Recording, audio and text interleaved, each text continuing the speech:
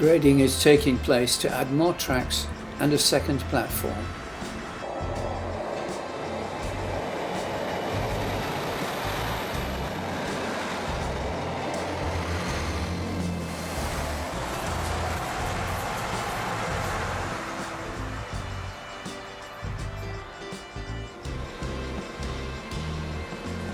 You can also see we have some new trains, this one having come in from the Manchester line.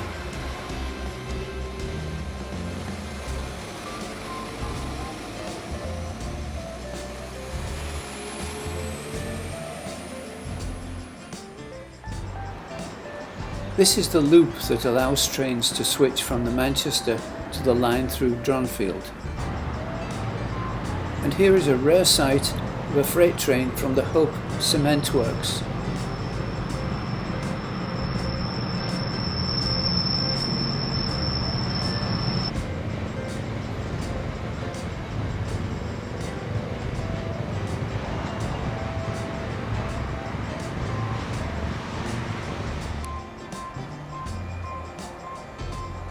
Here at Dronfield we have stopping passenger trains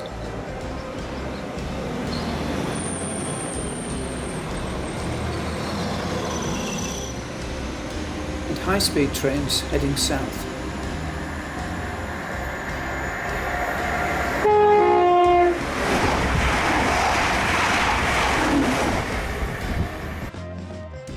The Totley Tunnel signal box is still in operation.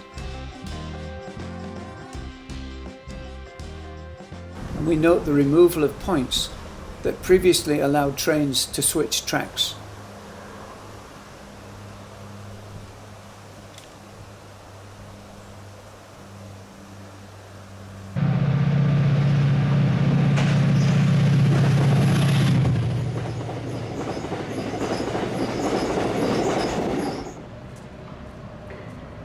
Our other local tracked vehicles, the Super Tram, are still in popular use in Sheffield Centre.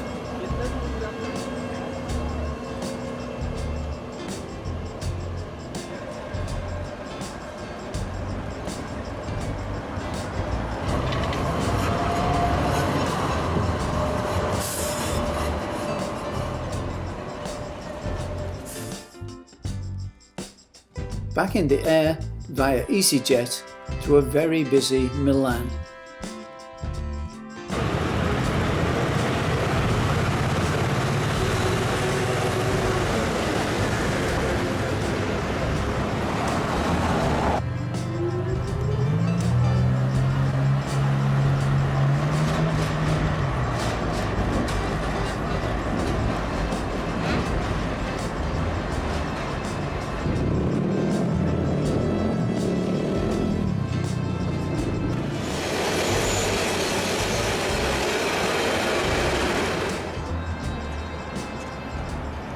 Across the road from our hotel was the church of Santa Maria del Grazie.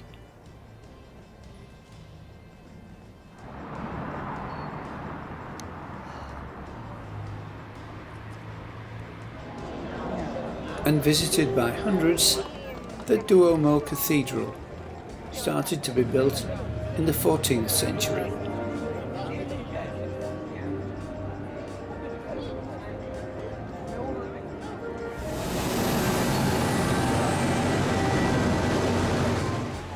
This medieval castello was built in the 15th century, renovated many times and rebuilt until 1905.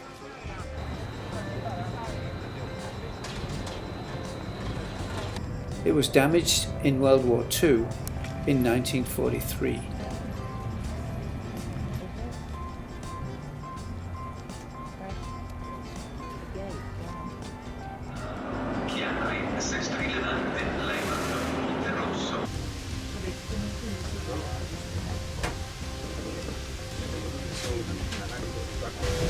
From Milan station we travelled north by train to Verona to our B&B, without the second B, which is the Villagina looking over Lake Como.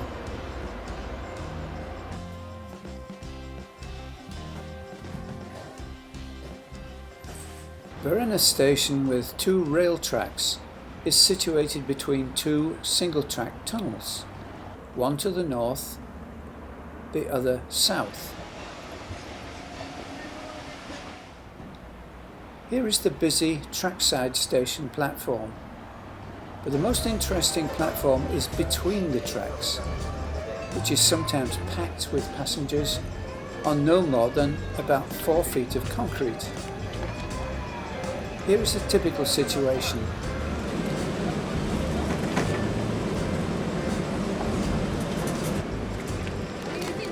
Of the multitudes trying to enter the coaches or leaving a train for holiday time on Lake Como. There is also a small station building to the north of the passenger area, which appears to have been for freight.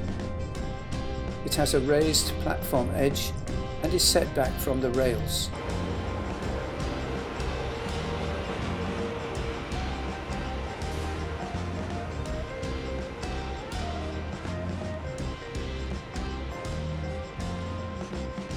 As a result of having both single-track tunnels, a freight train has to be of limited length and positioned between the tunnels to allow a passenger train to pass.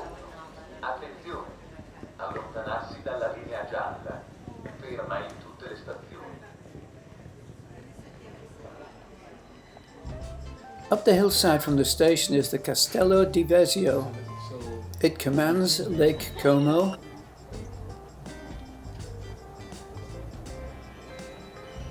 and has the main tower and upright sections of the walled battlements.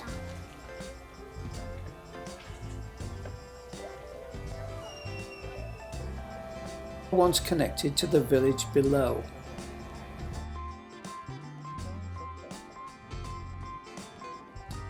A path down the hillside to the lake gave us some concern after being assured that it was only an easy half-hour walk. Definitely not an easy walk.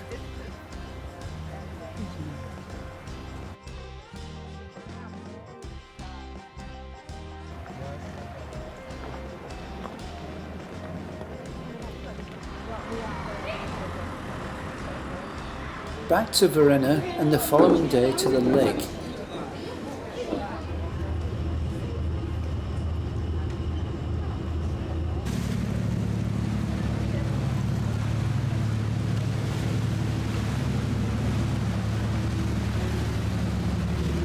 Some places to walk along the water.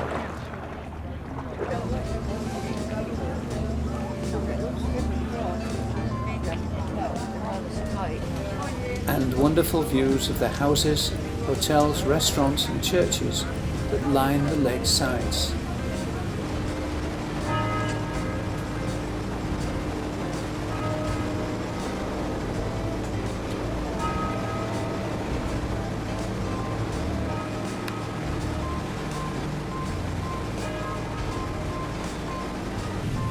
The fountain at the tip of the lake invited us to a late stroll in Como itself.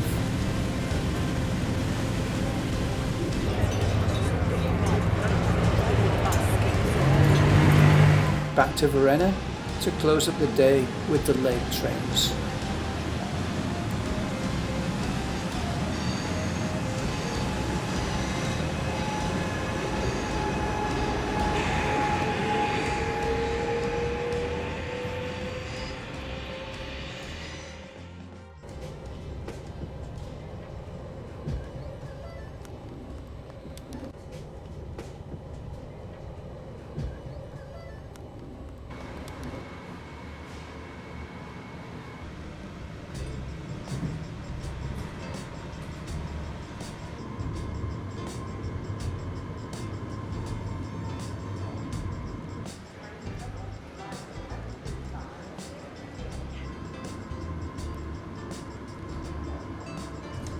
Our next destination is Tirano, still just in Italy.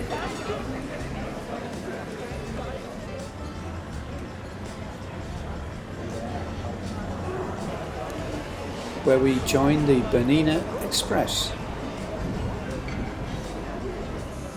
This is a very flexible train which runs on a narrow gauge track of 1 metre, just over 36 inches, which allows the train to follow tight turns accurately, as you will see.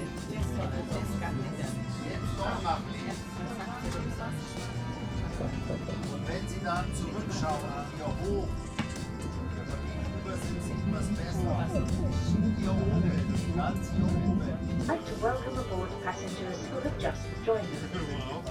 We are at the beginning of entry for line. It is an electric drive pickup, 1 kilovolt DC, from the catenary.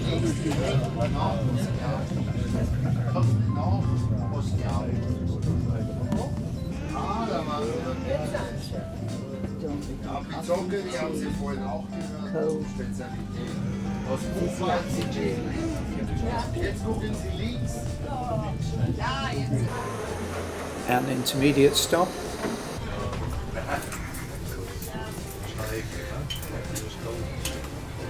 And Chur station, our destination. Welcome! Chur is the capital and largest town of the Swiss canton of the Grisons, where the Rhine turns towards the north, in the northern part of the canton.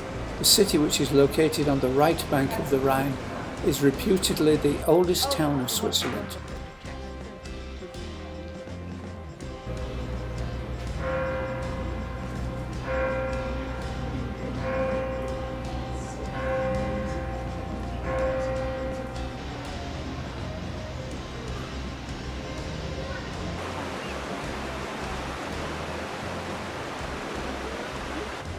And of course has its street Arusserbahn tram system.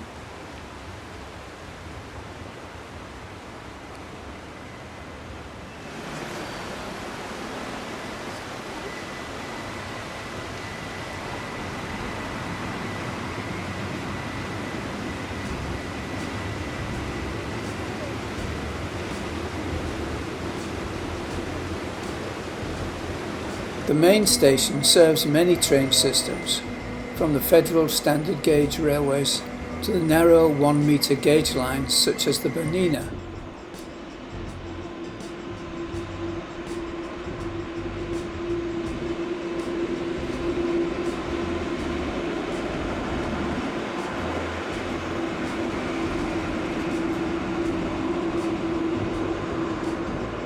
It is a most important junction of many of the Swiss rails.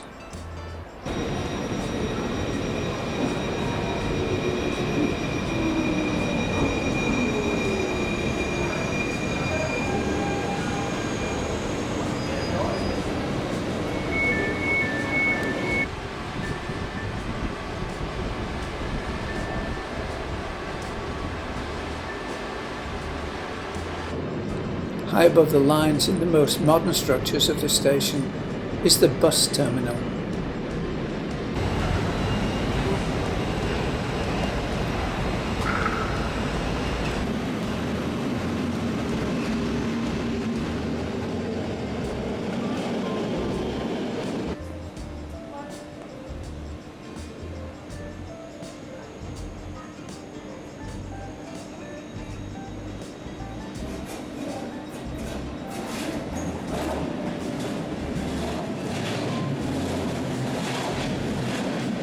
It also combines passenger and freight transport at times.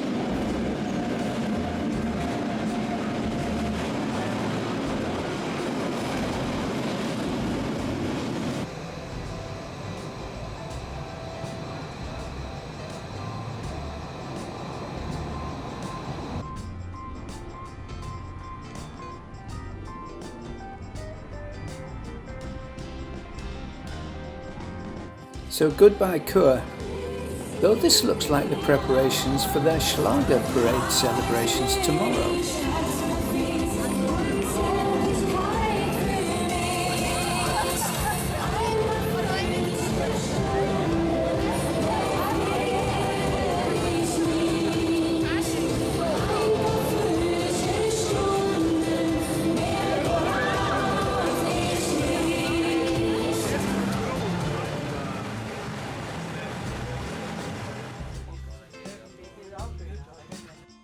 We're now heading for Brig on the 4-hour ride on the Glacier Express.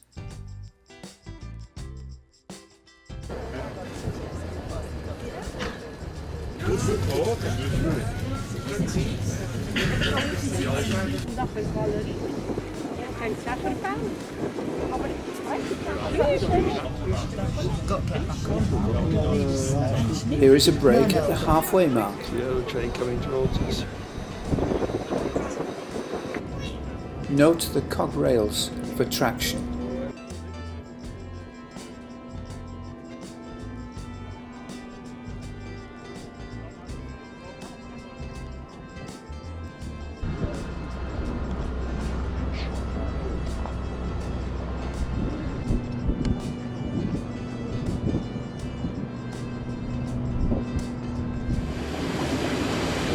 From Brig, we travel via Spitz to Interlaken Ost, enjoying the arrival of a picturesque train before we leave.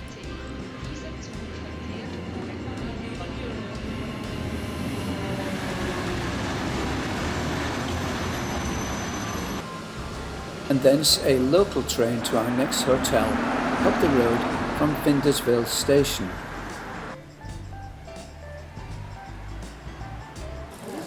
The Hotel Bären, or Bear Inn, is in the historic district and recently renovated.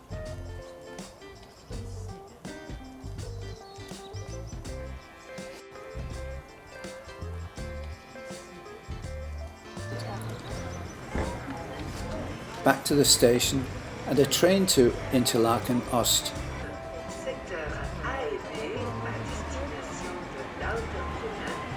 Not this one. Try the next one.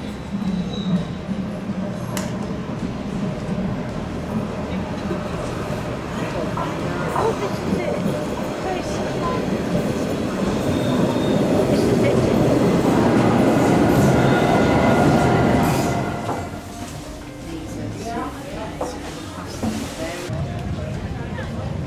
is We signed up for a boat trip.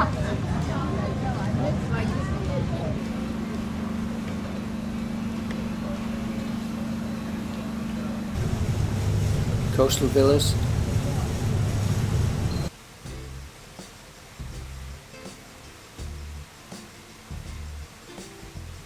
and of course a train.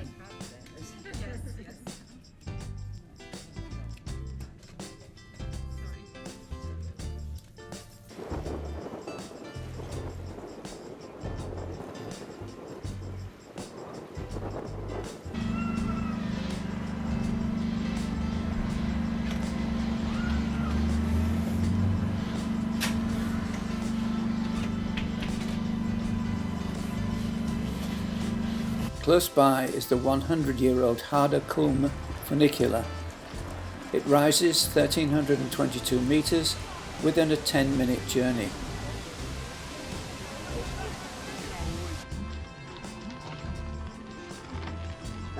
Our arrival at the top was among the clouds. These soon dispersed to show dramatic views of the surrounding landscape and mountains in the distance.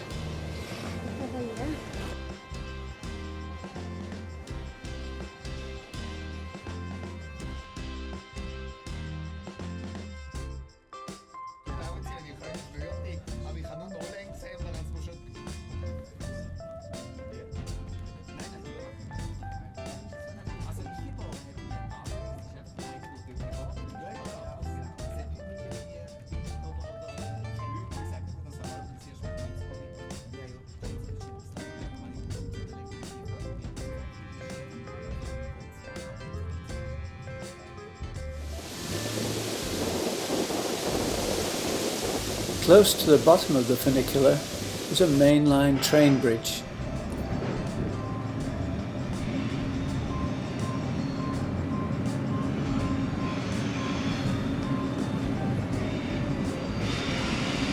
With appropriate crossing gates.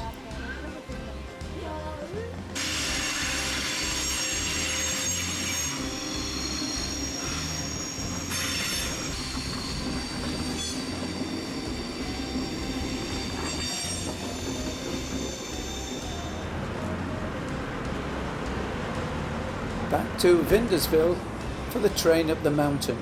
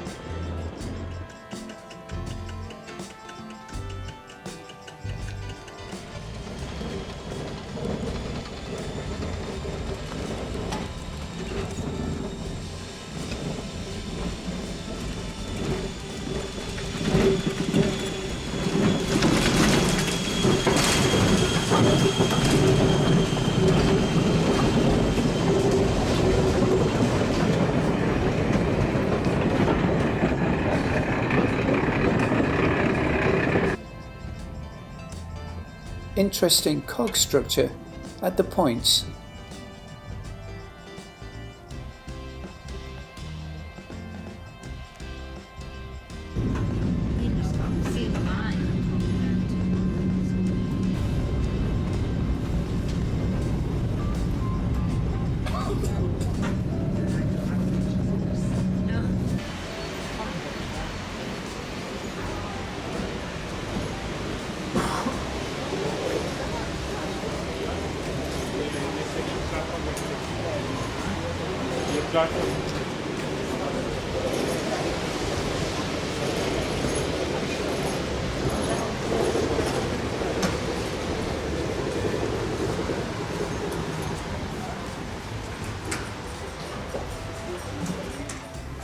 An out-of-character steam train for its brief once-a-week visit.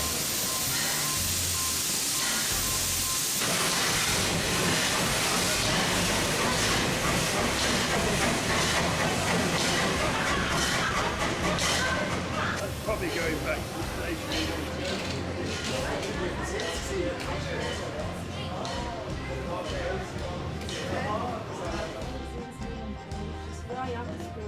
The next part of our rail journey is from Interlaken to Lucerne, stopping at or through intermediate stations along a very picturesque valley.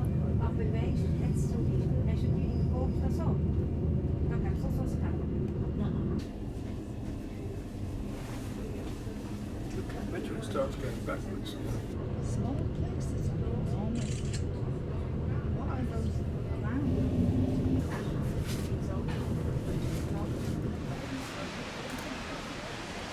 Lucerne turned out to be the first and only rainy time we had across the country. However, it did not deter us from seeing several of the amazing places in the city. Our hotel was the anchor at a busy intersection of traffic, including lots of electric bendy trolleybuses, not tracked trams as we had seen elsewhere. I'm intrigued by the ability of the trolley power pickups to follow the route determined by the driver, a great bit of clever engineering. Bahnhofplatz is the transportation hub of the city. The big stone arch built in the late 19th century was the entrance to the old train station that burned down in 1971. The new station, with the original entrance, serves a vast area through the complex train tracks starting and ending there.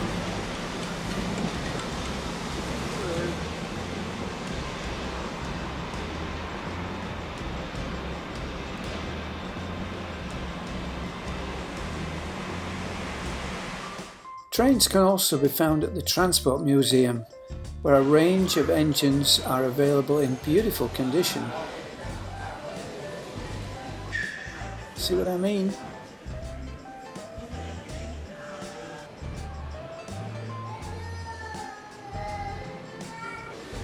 There are cogged wheels for hill drives.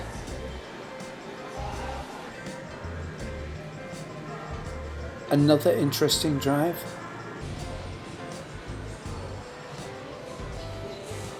Nice clean undercarriage and pipework. Delightful. Lucerne. This spectacular city has a history that dates back to year 750 and sits at the outflow of the lake as it drains into Reuss River. Across this river are several bridges, the most famous being the Chapel Bridge, originally built in 1333. Close by is the octagonal water tower, again built in the 1200 to 1300 period.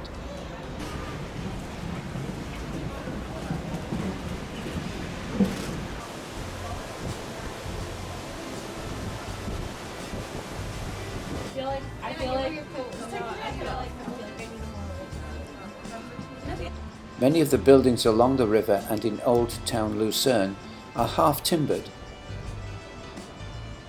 and decorated with paintings.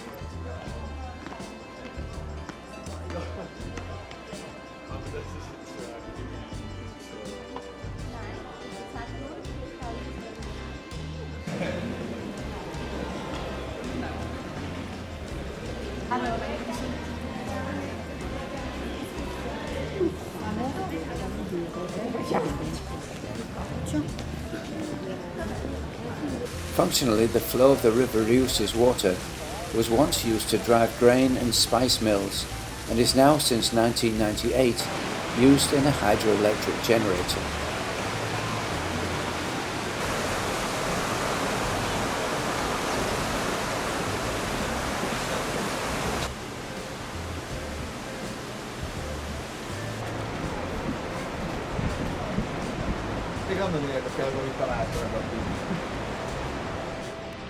Another dramatic and popular aspect of Lucerne is the Lion Monument.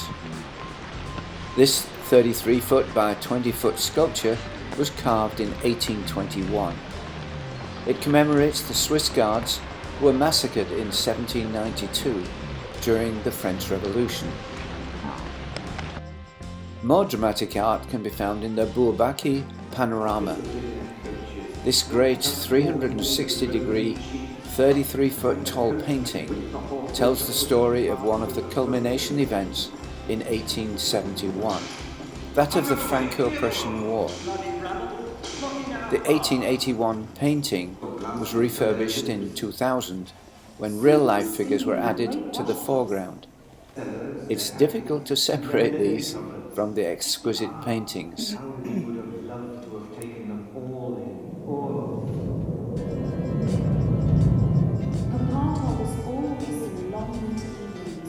When the breeze was blowing, and a lot more of sickness, frostbite, and wounds, despite all the efforts of the doctors and hospital staff.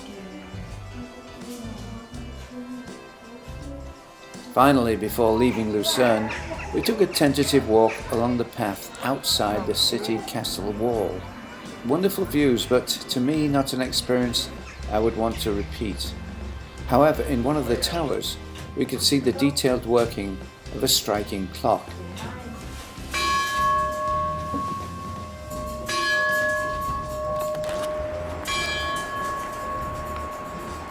But before we left for Basel, there was time for more exploration of the station and the array of trains.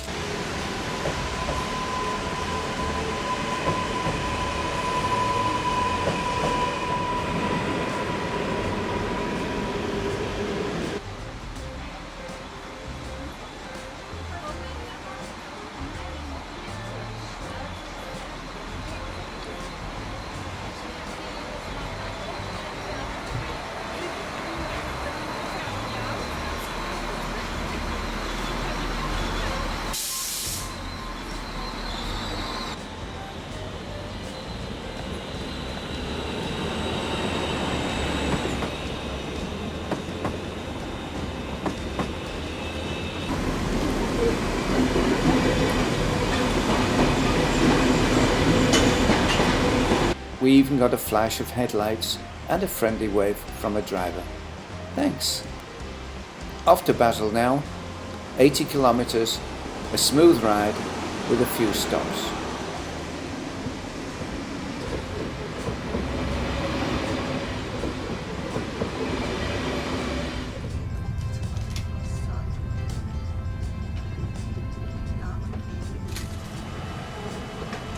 We arrived in Basel, the SBB station, to a magnificent multi-bendy tram.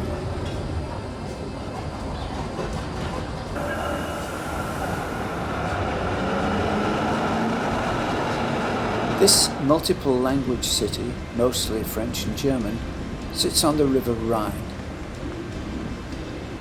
There's a fascinating solution to providing passenger traffic across the Rhine. It's based on the direction of flow of the river, combined with the constraint of the ferry boat's orientation. The boat is attached to a cross-river wire, which forces the boat to the intended landing on the other side. Not obvious, but it works. Along the river, the city has the remnants of defensive walls, originally built around 1398, though they were destroyed in 1859.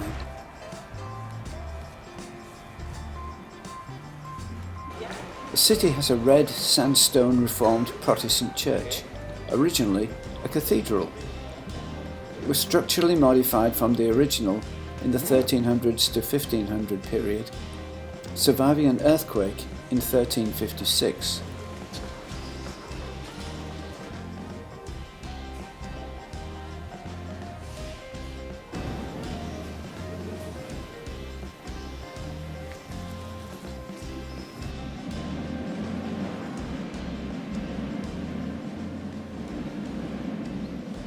Since 1975, the surviving crypt has been available for public viewing.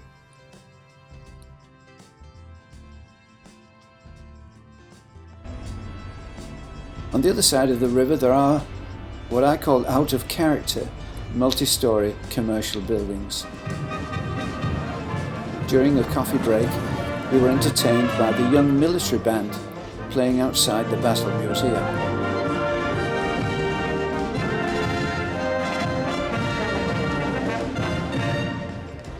Followed, of course, by a stream of bendy trams.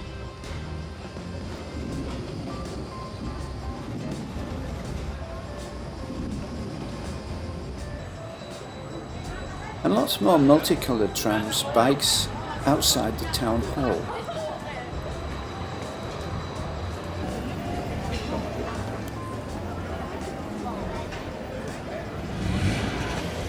This is a 500-year-old building, housing the meetings of the cantonal parliament.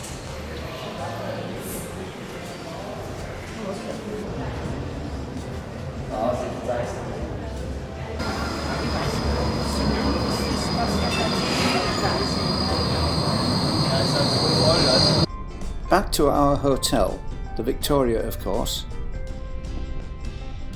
We check out the station before we leave for Paris tomorrow.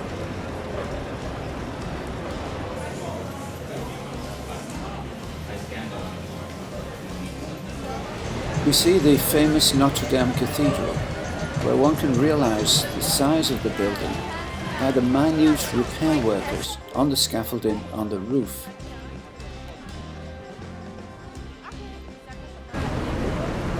And also a delight we had to see the River Seine.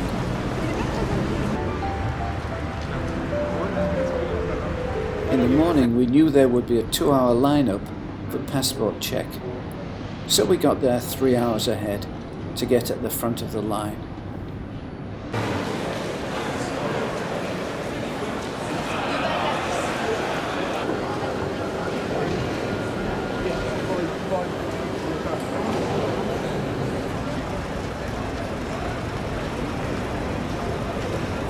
Here there is a well-organised Gare du Nord station, and our beginning for our planned-for train journey, the Eurostar. Through the 100 mile an hour, 31-mile 1994 Channel Tunnel to London.